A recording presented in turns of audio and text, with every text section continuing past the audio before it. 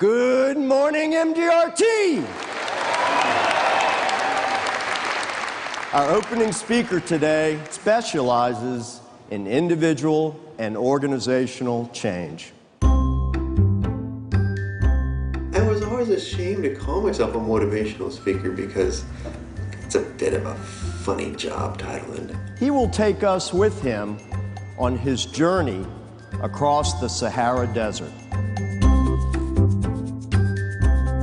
I was timing my speech like I'm just trying to plow through it, right? It's like, okay, now coming up to the next part, oh, that's the desert part, or that's the next joke. A journey that became a metaphor for his message of change.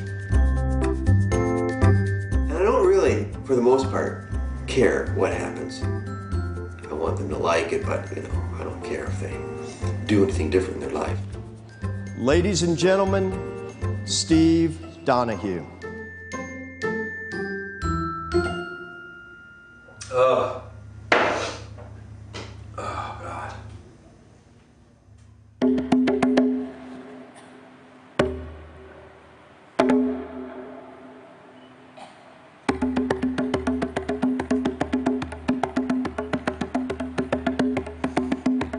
We are going to start this story in the middle of the Sahara Desert. I want you to imagine that you and your friend are right here. You are stranded. You have no vehicle. All you have is a small campsite and a campfire. And that last little bit of light that remains, you see off in the distance someone approaching you. And I should tell you that in the Sahara Desert, when someone approaches, you pay attention. Now you can tell by his long blue robes and his graceful movements across the sand that this person is a nomad, a tribe known as Tuareg. And you know, because you've done your homework, that underneath those robes he carries a 10-inch dagger that is designed primarily for piercing human flesh. And then the Tuareg nomad appears out of the darkness of the desert night and asks for salt and asks for pepper, and then he says, "Venez avec moi, come with me," and he disappears. What if this is the oldest trick in the Tuareg Book of Ambushes? Think about it. What would you have done? And by show of hands, how many of you would like to know what my friend and I did? We'll get into that a little bit later. That's not bad. I've been telling that story for 33 years. And I told that story again, and again, and again, and again. And then one day, I realized I no longer had any memory of the actual experience that I was talking about. I started to hate my job. It was the same thing every day. It was like Groundhog Day. Alarm would go off in a hotel room. I'd sit bolt upright like this, get dressed, go downstairs to a room like this, give the same speech, come back. Went on and on and on. And I tried to change. I wanted to change. I wanted to fix it. I didn't know how to do it. I only had one story. I mean, it was embarrassing. I'm a motivational speaker, and I can't change.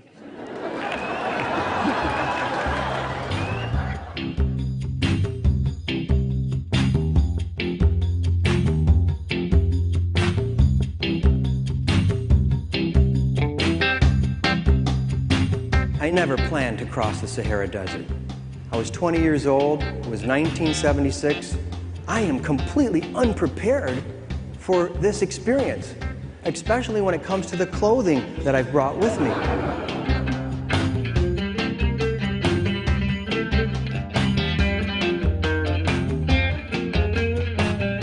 There's a road that goes partway across the Sahara Desert, and then it just ends. You aren't anywhere.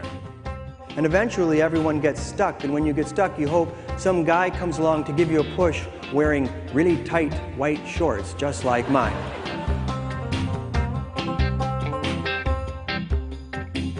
The Sahara changed my life because at the young age of 22, 1978, I knew what my destiny was. I moved to Toronto, and in 1978 became a professional disco dance teacher.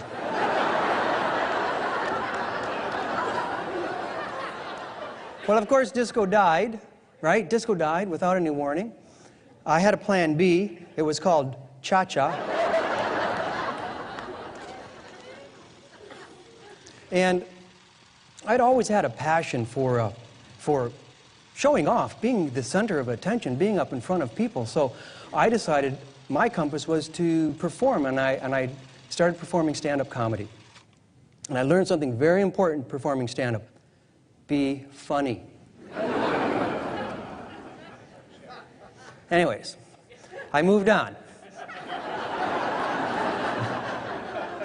Someone said, Steve, you should be a motivational speaker. I said, oh, great. And I started to do motivational speaking. And it was perfect, because somehow I could be funnier there than I could in a nightclub. And I didn't really have a message. I just liked being up in front of people, everyone paying attention to me. And I had a story. I had a great story, though. I had the story of the Sahara Desert. And I told that story, and I became, well, sought after as a speaker. You know, let's face it, I did my job good enough to keep a job. I mean, you've probably all been there. Sometimes people would come up to me afterward and say, Steve, that speech was amazing. I think it's changed my life. And I'm thinking, repeat it back to me then. What part worked?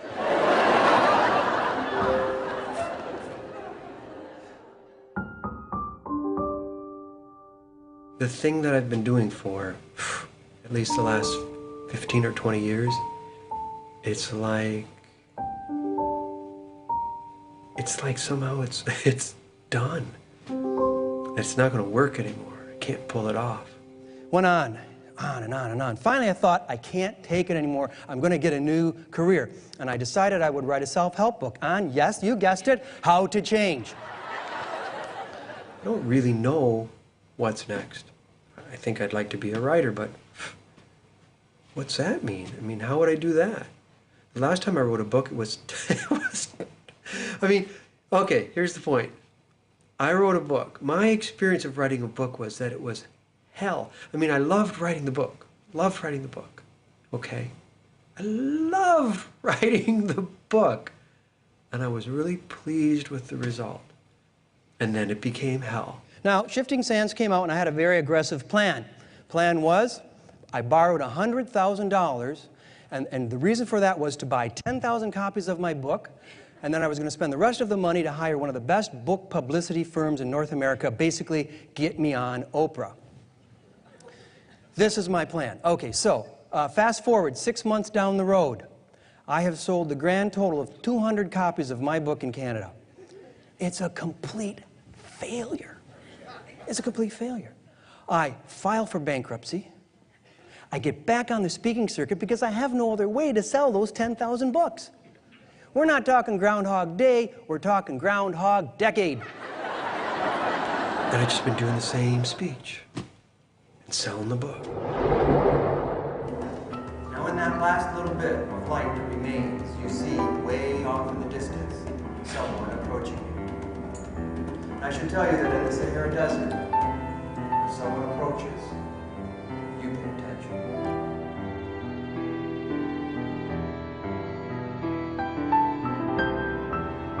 Eventually, everybody gets stuck.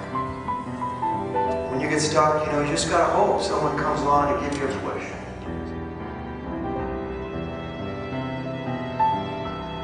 When the road ends, the journey begins.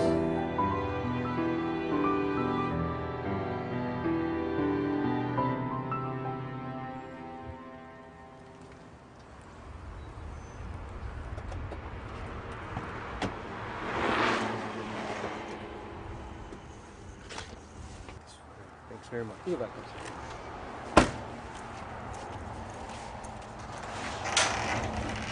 Charles, hello. Hello. How are you?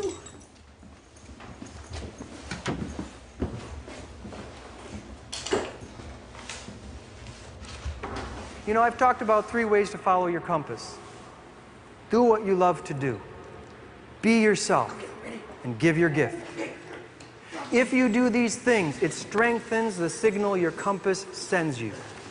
Then you are better prepared to make a big decision and head in the right direction when your very destiny is at stake.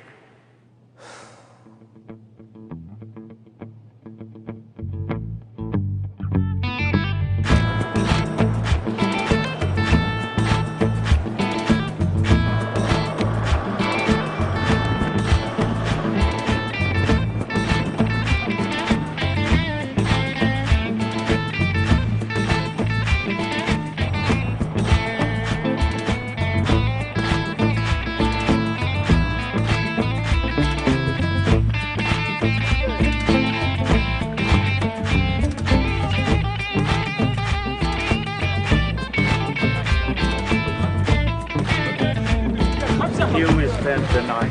Good. There will know tomorrow. That's a good spot.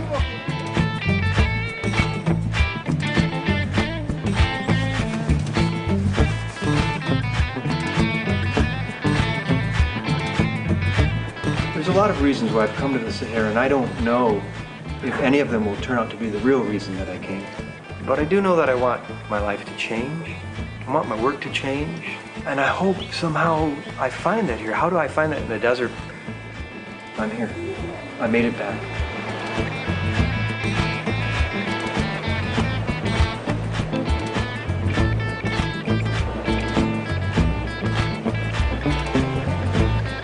What I'm hoping to find right now is peace. I don't know why I think I'm going to get it here, why to come back here to this place that was anything but peaceful the first time I was here. I think it's good to come here without actually knowing what I'm going to get.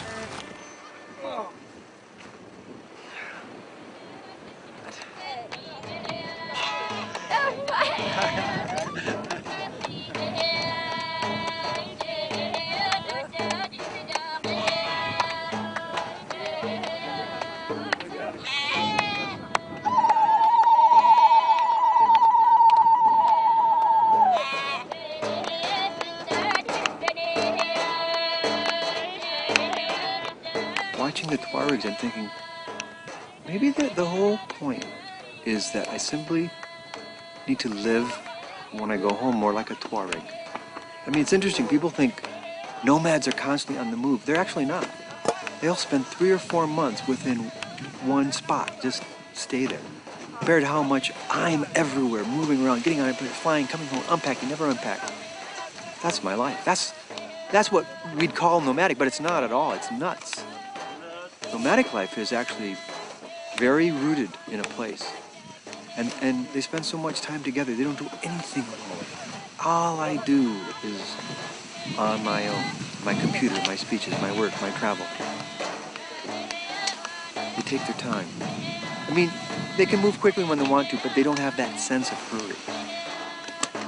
I look like I'm calm, but inside I'm hurried. All the time. And they laugh.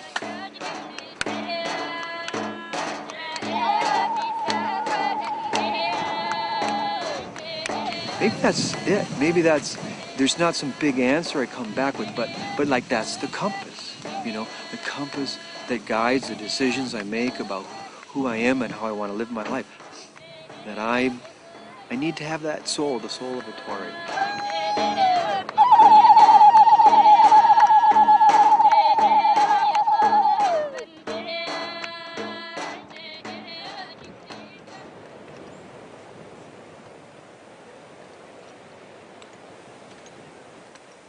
It's silent here. It seems older, like the whole Hogar Mountains are this sanctuary, sacred place, and that it feels like as we're crossing this pass here, then we're in. And it, you know, it just feels like I've come home in some way, you know, like I've come back. Really, is what I've done. I've been waiting a long time to do this, just to sit right here. I don't even need to watch the sunset, you know?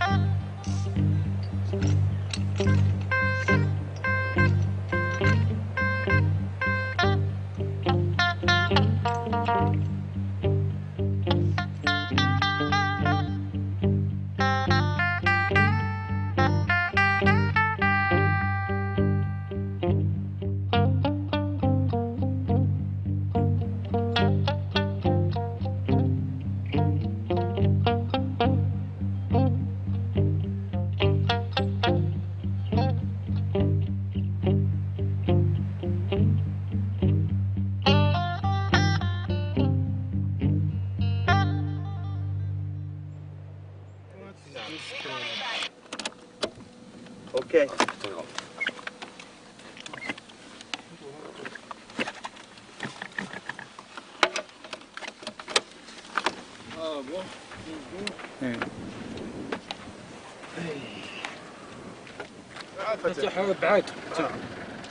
بعد المازوت ما فيها كاع قلت لك قبل شعلته ماشي والو ما فيها الضوء التريسيسي ما فيها كاع هذه لقيتها طالعه هنا استنى هنا فوق هنا ضابط هذا هنا صافي نتوالوا هيك اللي في هذا اللي في شموله كانوا مخايلين هنا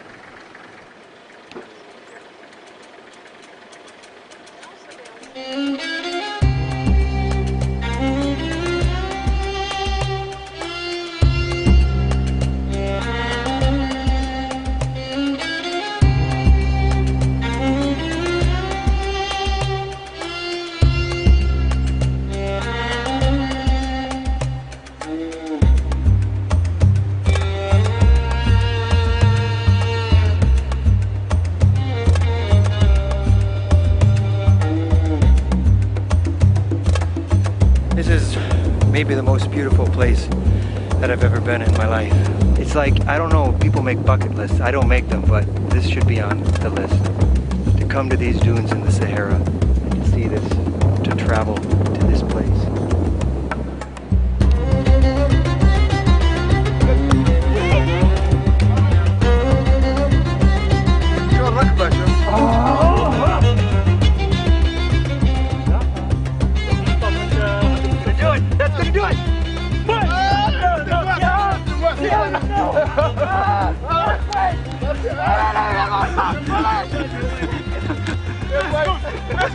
Ça commence. La terre bouge, ça commence.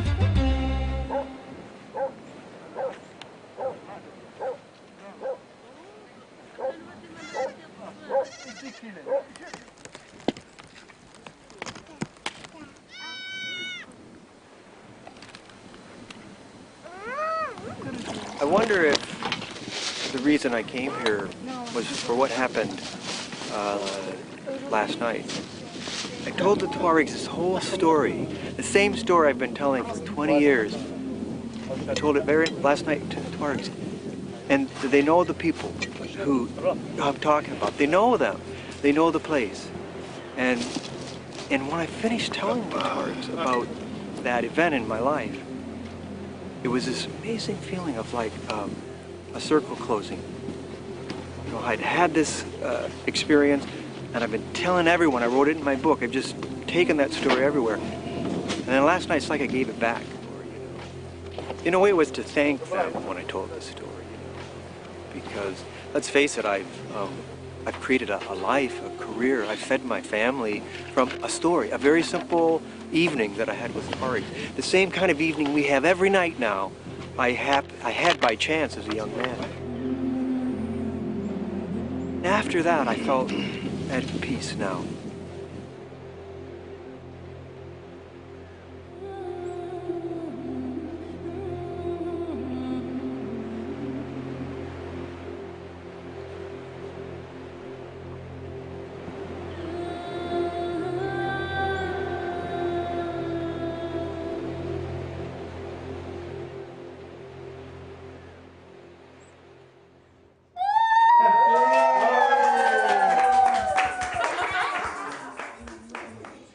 Ready? 1, 2, 3.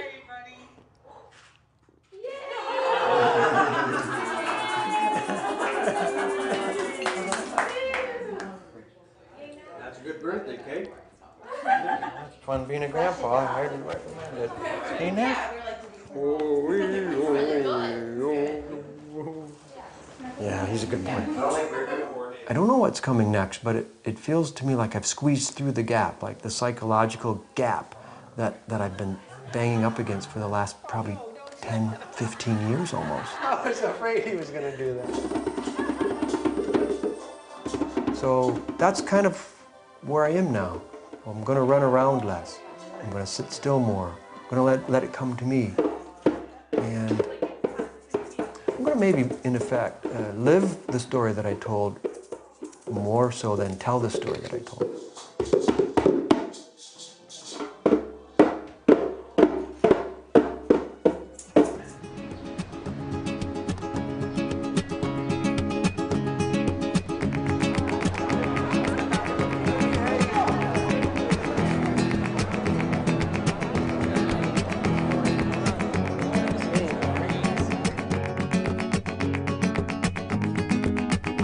Ladies and gentlemen, please welcome Steve Donahue.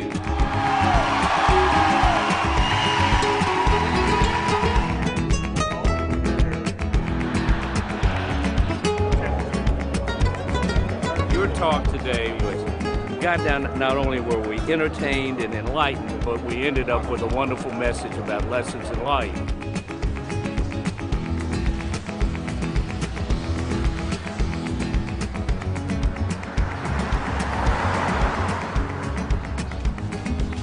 Follow a compass, the places you arrive at will be way better than any destination you could have found on a map.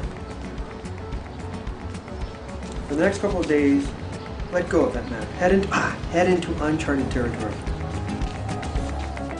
This is where things really get interesting. One day, I get this email from my publisher. They've sold the rights for my book to a Korean publisher. And not only that, the Korean publisher has sold 80,000 copies of my book. Korea. I mean, I didn't even know exactly where it was.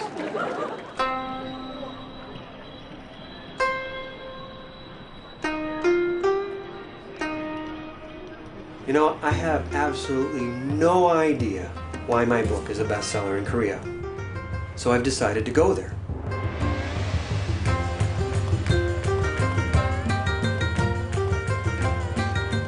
I'm going to Korea because apparently I did something really good there. I just don't know what it was.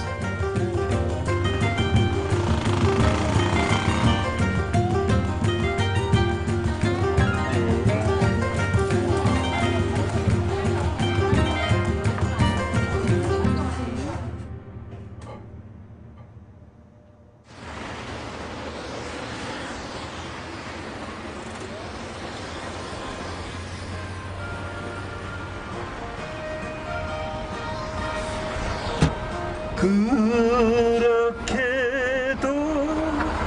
그리운 정 파도 속에 남기고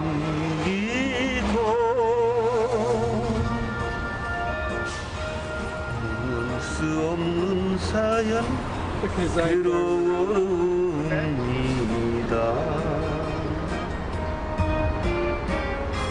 추억은 영원한데 그런 이별은 괴로움에 파도만이 울고 가네.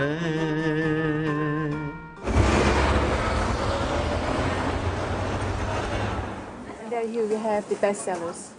Well, how high of a position did my book have at any point? I think Shifting Sands was in top 10. Oh my gosh. Yes. Top 10. That's fantastic.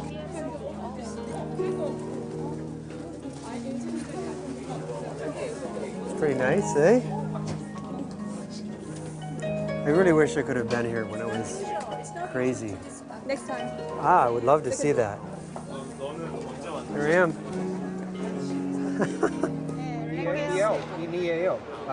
Many. We have many. 어디 있어요? Where? Okay, lots. Did I finish? I would say 200 people came up in a swarm wanting to get their pictures taken with me. K-A-N-G. Oh, they had this line. They were fighting with each other to get a picture with me. Five read your book. Yeah? Yeah. Oh, good. You should write more books. And it was a mob scene. I've never seen anything like it in my life. I took that as a good sign. So I got myself into this thing in Korea, and it's starting to take on a life of its own. And I'm freaking out.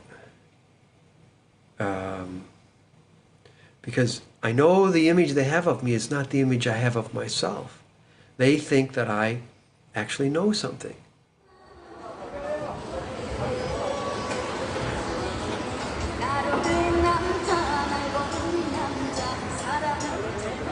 Everyone has a campfire in their life. 모든 사람들은 자기 인생에 캠프파이어를 가지고 있습니다.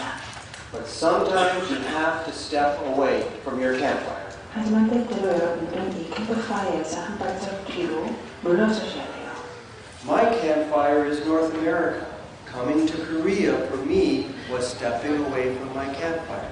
But here, because I've done that, I've received so much. I have made friends. So much has happened for me because I have come here. 그건 바로 제가 캠프파이어를 떠났기 때문에 가능했던 겁니다. 감사합니다.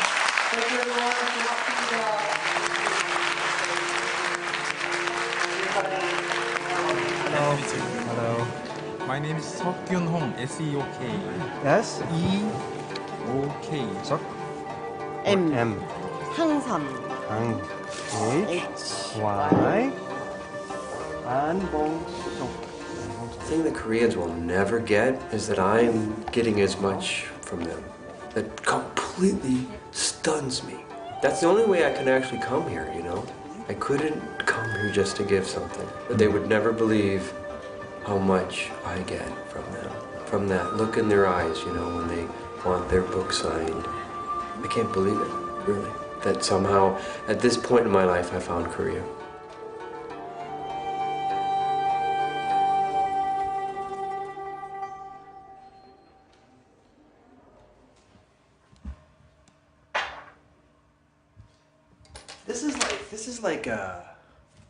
This is like a treasure chest. This is all the business cards from the people that, well, some of them want to go to the Sahara Desert. Look at that. There must be 100 business cards here.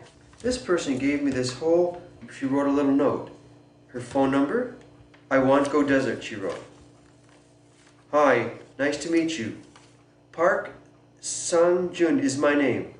I'll step away from my campfire after 6 months. First off, my God. Need your advice. Oh my God.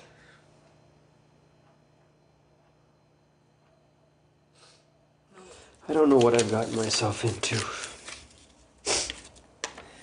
I've never really wanted to be some kind of savior or guru. It's just like, you know, they're really looking for something, you know, someone to, I mean, it's such simple stuff. You know, I just try to do my own thing and you know, do what I feel in my heart. And it just appears that it's such a difficult thing for Koreans to do, you know. They get, no, this is the way.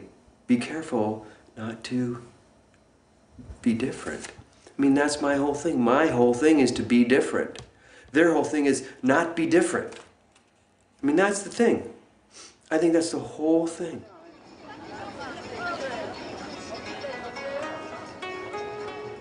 What I've discovered about Korea is that I feel appreciated here. I've decided to write another book. A book just for Koreans.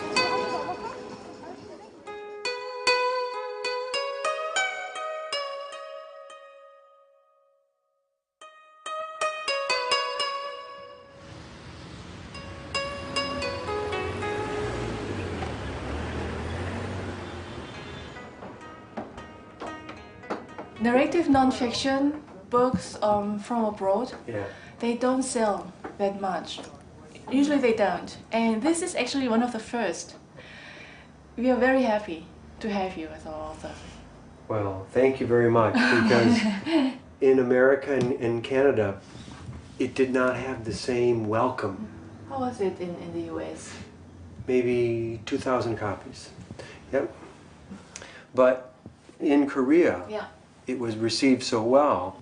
The editor who worked on this didn't do the book exactly as the US edition. She arranged, put something that might interest a Korean more, put she in front.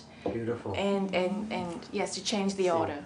She put quite a lot of effort in this, so it's one of the reasons why we have this huge success with it. Okay. Wow. So, I guess the question is, can we do it again? Can we do it again? We are quite very conservative when it comes to a second book. Oh. Because when we have a huge success with the first book, the second book becomes easily is a flop. When it comes to the second book, we have to go beyond. What kind of book it will be? Will it be a self-help book? Will it be a travelogue again?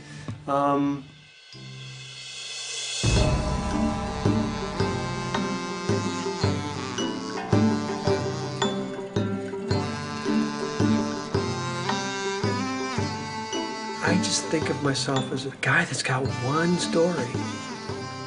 I'm looking for a new story. How do I tell them that? I'm here because I want a new story.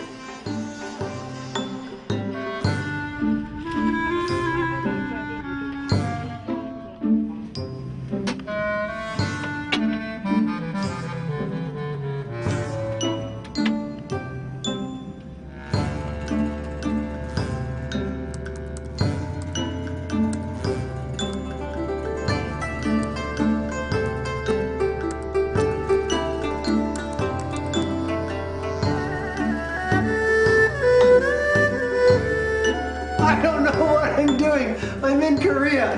How the fuck did this happen? Let me out of here. Let me out of here. Not until you finish the book.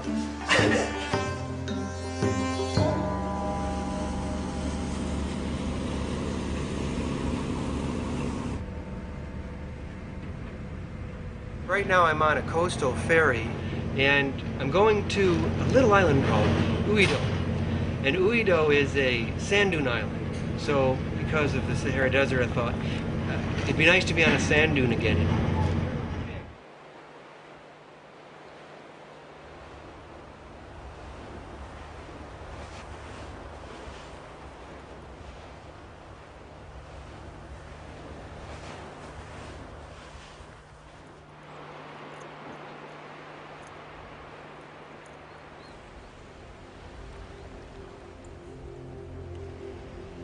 Since I've arrived here, I've started to do some writing for my new book.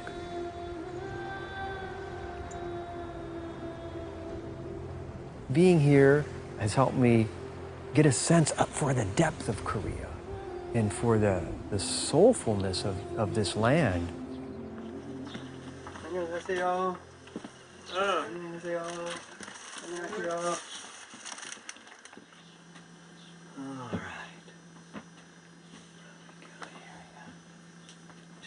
Oh, easy open, that's good. That's good. It's cold. It's not cold.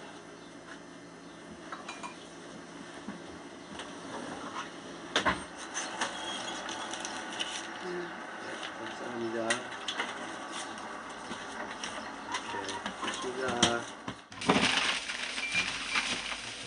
고맙습니다. 안녕하세요. You're such a sweet guy. While I've been here, I think I'm starting to feel the depth of my own story, the life I've lived, and how it connects to Korean culture and their yearning to be more individualistic.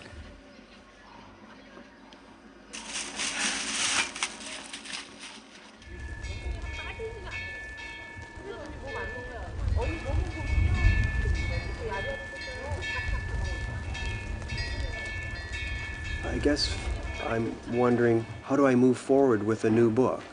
The first book I wrote was about a story I knew because it was an adventure I had done. But now I don't have another adventure to speak about. It has to just come from myself. So do you have any ideas for me? Yeah, I have a very clear idea. The way to give peace or happiness to the people is not outside. Yeah, go back to your center and meditate deeply. Then when you're becoming same center of all beings, young generation, all generations, then you can find out your own creation and you can unleash the very fresh idea to all directions from your heart.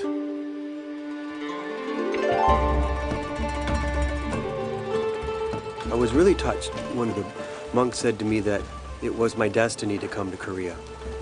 And to have a Buddhist monk look at you and tell you what your destiny was, for me, I just felt like that's what I've been wondering. There was a reason for me to come here. And I feel encouraged by him to pay attention and focus on working with the young people as well. So somehow after we're done, I just feel a little more solid about why I'm here and more confident I'll understand where I'm going next.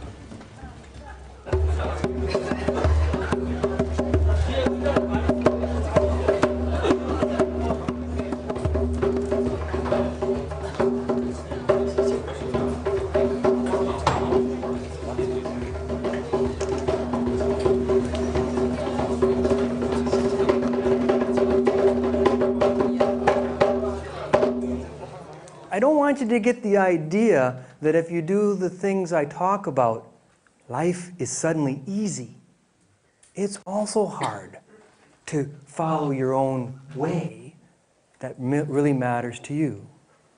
But when I think of my children, and if I would think of you the same way, I would have to suggest that you do it. That you do the thing you're afraid to do. That you can't lose from doing that. And it's very hard to live your life trying to make everyone else happy. You can't make anyone else happy. It's at your own expense. You have to make yourself happy. Thank you.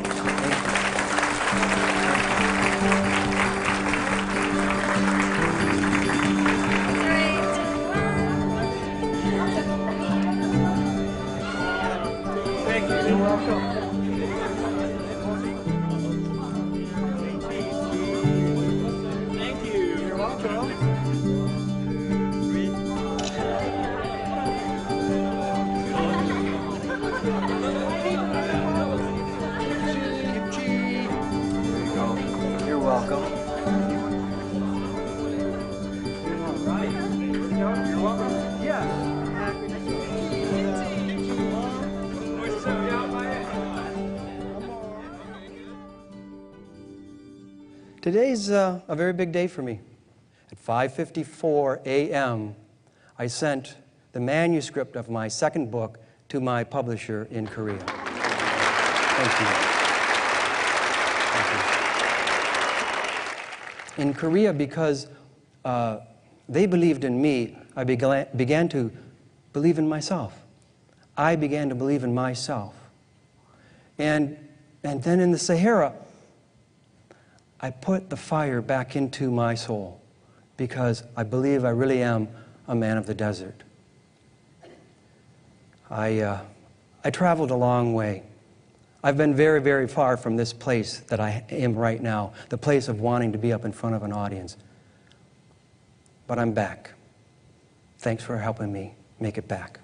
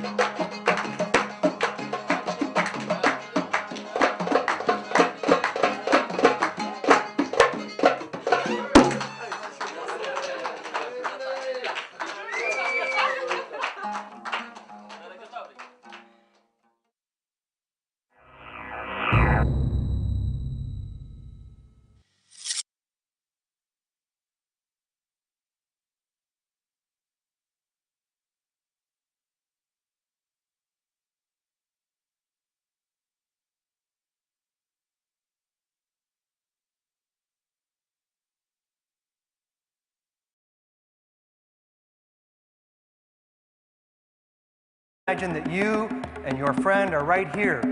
You are stranded. You have no vehicle. All you have is a small campsite and a campfire. And that last little bit of light that remains, you see off in the distance someone approaching you. And I should tell you that in the Sahara Desert, when someone approaches, you pay attention. Now you can tell by his long blue robes and his graceful movements across the sand that this person is a nomad, a tribe known as Tuareg.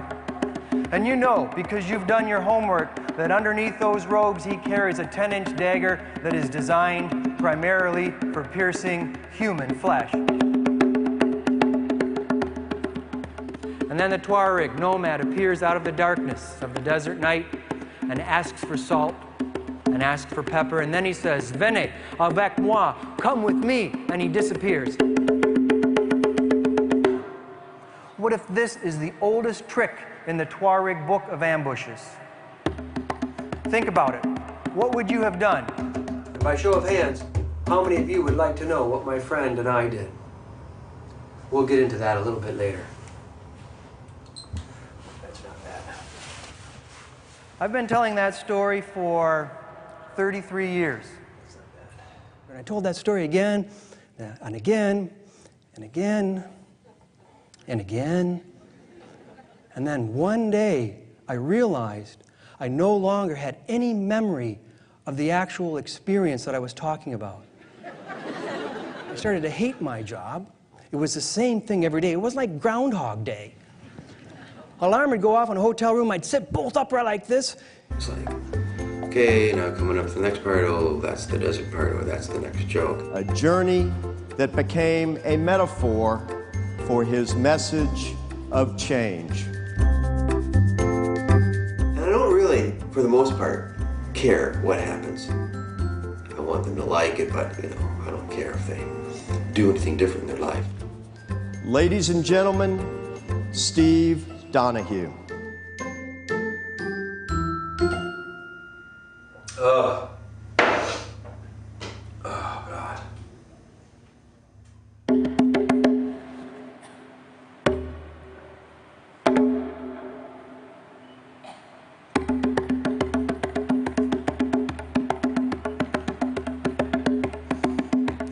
We are going to start this story in the middle of the Sahara Desert.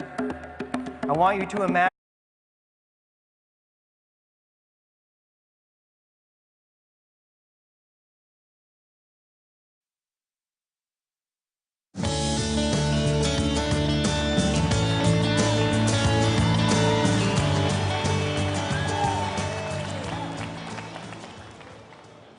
Good morning, MDRT! Our opening speaker today specializes in individual and organizational change. I was always ashamed to call myself a motivational speaker because it's a bit of a funny job title, and He will take us with him on his journey across the Sahara Desert.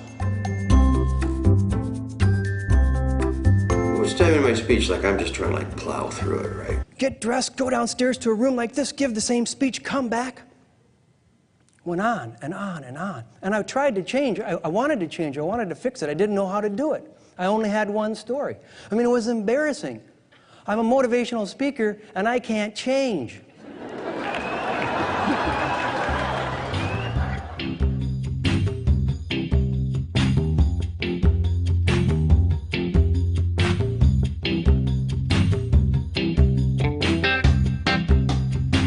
I never planned to cross the Sahara Desert. I was 20 years old. It was 1976. I am completely unprepared for this experience, especially when it comes to the clothing that I've brought with me.